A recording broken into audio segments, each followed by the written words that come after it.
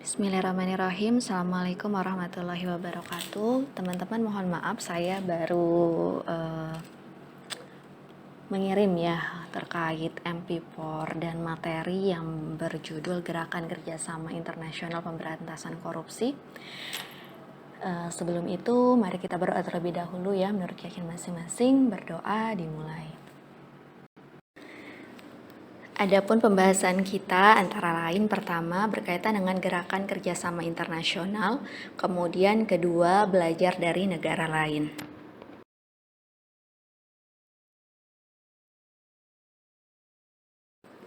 Sebelumnya kita akan membahas secara singkat tentang korupsi.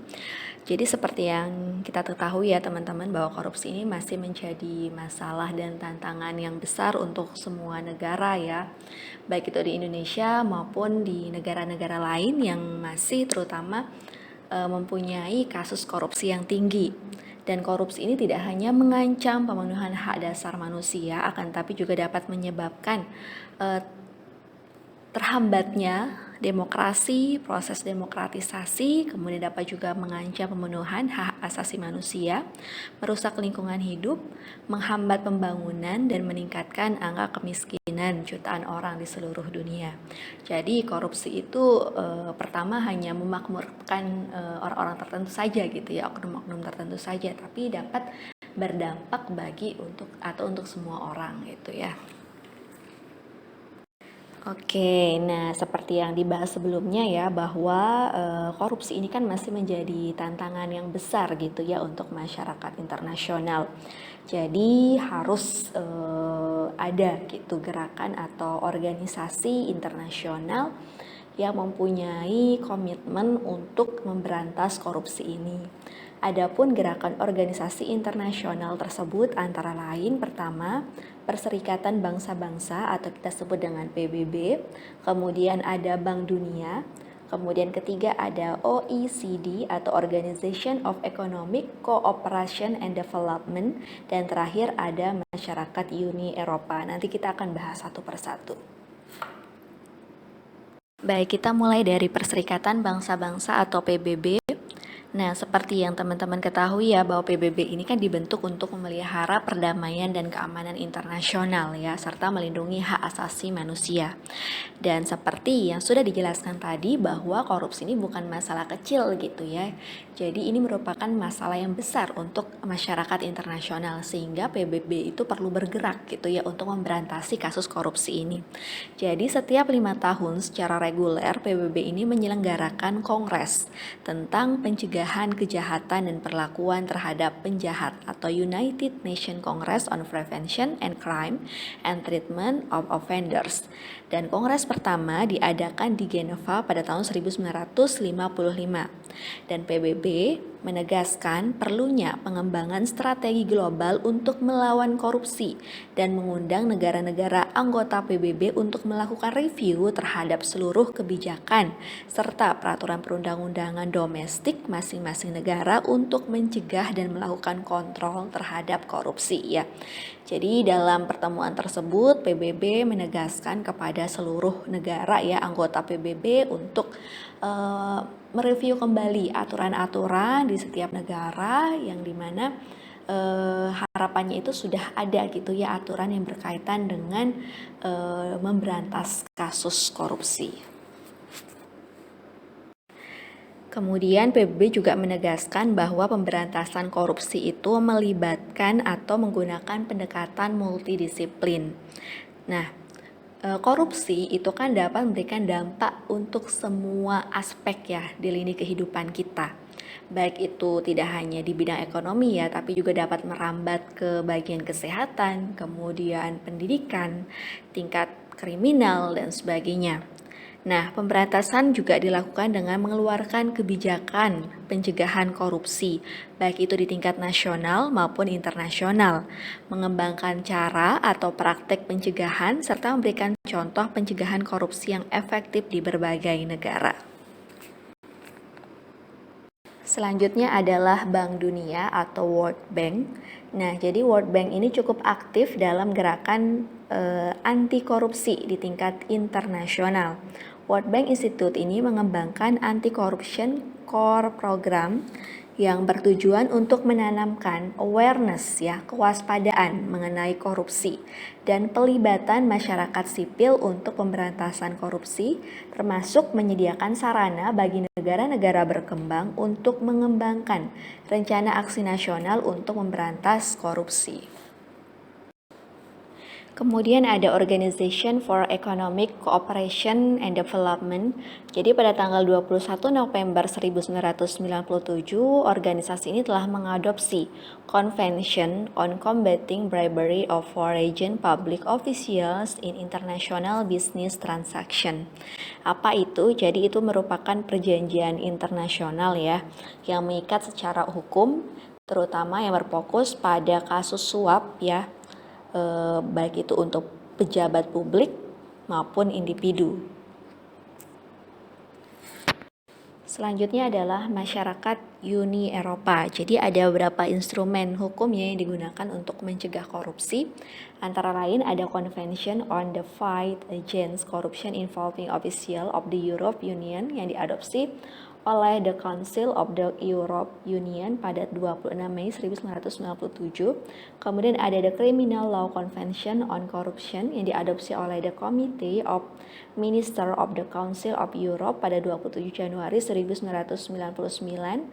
Dan ada The Civic Law Convention on Corruption yang diadopsi oleh The Committee of Ministers of the Council of Europe pada 4 November 1999. Selanjutnya adalah kerjasama internasional oleh KPK. Nah, KPK seperti yang kita ketahui merupakan lembaga independen di negara kita khususnya ya, yang bertugas untuk memberantas kasus korupsi. Jadi untuk mencapai tujuan tersebut, berbagai upaya dilakukan, salah satunya adalah melakukan kerjasama internasional. Jadi ada dua bentuk kerjasama internasional yang dilakukan oleh KPK ini sendiri, antara lain International Assistance dan International Cooperation. Nah, apa itu International Assistance? Jadi International Assistance ini merupakan bagian dari kerjasama internasional yang menjadi jembatan antara investigasi di tingkat nasional maupun internasional. Adapun aktivitas yang dilakukan antara lain pertama, bertukar informasi ya. Kemudian kedua, joint investigation. Kemudian penangkapan dan penahanan pelaku, pertukaran bukti dan saksi, kemudian ada permintaan bantuan timbal balik, ekstradisi, pengembalian serta perampasan aset hasil tindak pidana korupsi dan sebagainya. Kemudian yang kedua adalah international cooperation. Jadi yang dilakukan adalah melalui law enforcement networks ya di seluruh dunia, baik itu sebagai Indonesia sebagai negara pemohon atau termohon bantuan. Jadi KPK itu telah memiliki banyak pengalaman ya dengan network dari berbagai negara seperti USA, United Kingdom, Australia dan sebagainya ya. Dimana seperti yang teman-teman pernah baca atau tonton mungkin di TV bahwa kadang ada beberapa pelaku atau koruptor itu kabur gitu ke negara lain atau mungkin menyimpan hasil korupsinya itu di negara lain. Nah, inilah pentingnya network. Jadi dengan adanya kerjasama yang international cooperation ini, mereka bisa membantu kita gitu ya, atau membantu KPK gitu untuk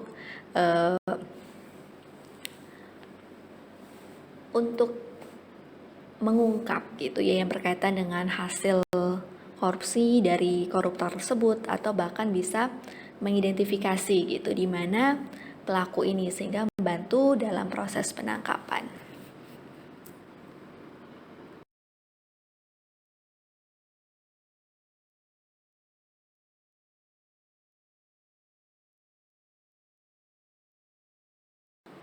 Selanjutnya adalah belajar dari negara lain. Jadi di sini kita akan membahas 3 negara ya yang paling anti korupsi di dunia. Di antaranya adalah Denmark, Finlandia, dan Selandia Baru.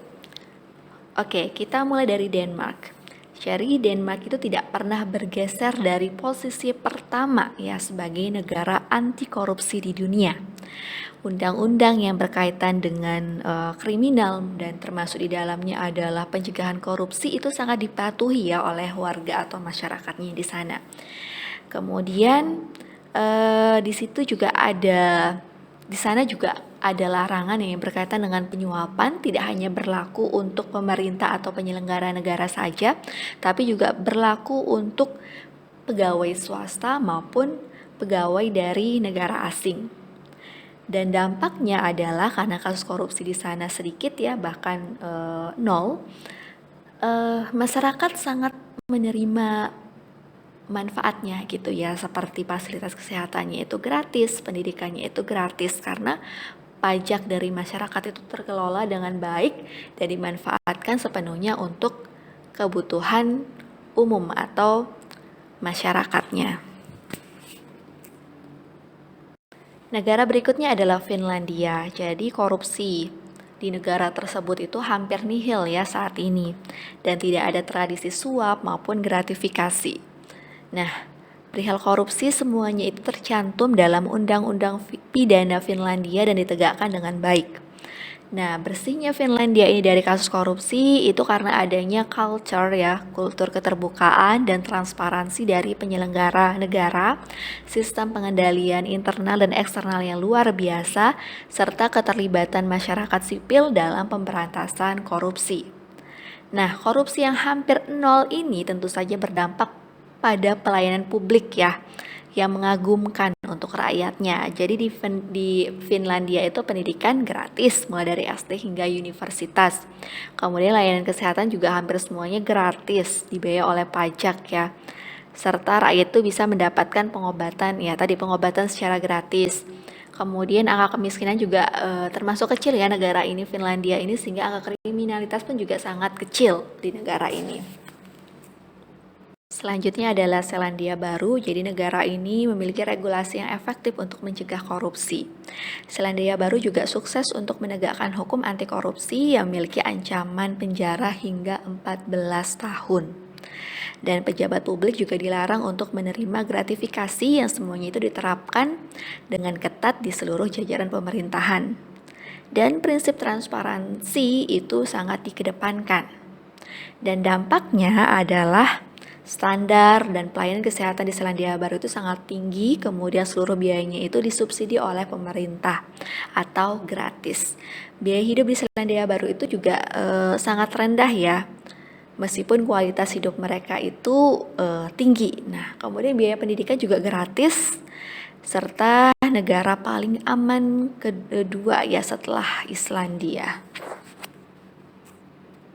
Baik, itu saja mungkin teman-teman semua dari saya. Sebelum saya akhiri, di sini ada quote ya yang bisa menjadi introspeksi baik untuk diri saya pribadi maupun untuk teman-teman mahasiswa. Nah, untuk mahasiswa khususnya mungkin bisa harapannya, bukan mungkin ya, harapannya itu bisa memiliki kejujuran dan bisa diterapkan di setiap lini kehidupannya, misalnya dalam perkuliahan ya, dalam penulisan absensi, kemudian pembuatan tugas, terus mungkin kalau misalnya mengikuti pembelajaran melalui daring, kelihatannya itu ngikutin gitu, tapi ternyata tidur. Nah, itu kan salah satu perbuatan yang tidak jujur.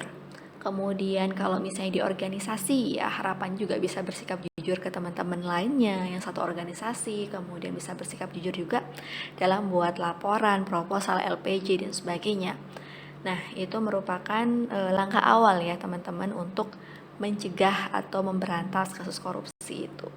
Oke, itu saja mungkin dari saya. Mohon maaf apabila ada salah kata ya dalam penyampaian ini. Saya akhiri. Assalamualaikum warahmatullahi wabarakatuh.